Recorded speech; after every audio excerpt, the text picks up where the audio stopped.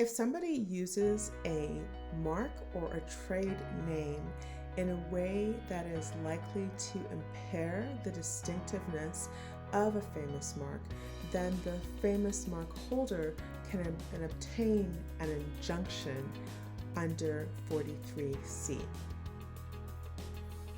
What does dilution have to do with cultural appropriation?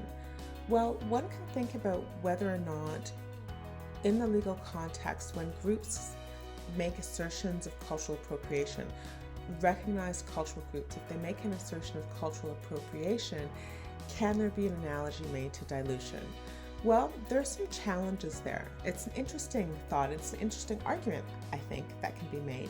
However, the important factor, one that is worth underscoring, is when assessing dilution, the question that we're going to look at is whether or not that mark is famous in the particular jurisdiction. So it may be the case that an Adinkra symbol, like the symbol behind me, is well known and well understood in Ghana, but is that symbol well known and well understood in the United States? If not, that already creates a barrier when it comes to a dilution type of argument.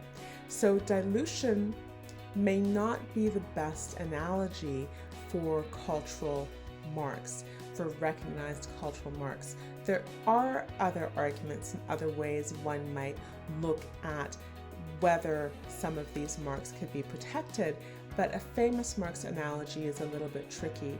Also because we have the exceptions for fair use, for commentary, for criticism, and use not as a source indicator. So in many of the instances where we have a cultural appropriation concern, the appropriation takes place in the fashion context, for instance.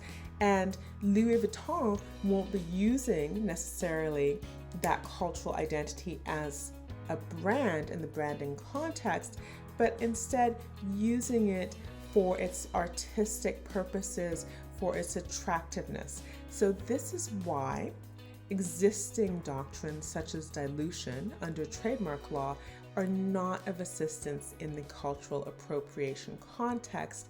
One would have to look at other options. Please like and subscribe to continue the conversation with me.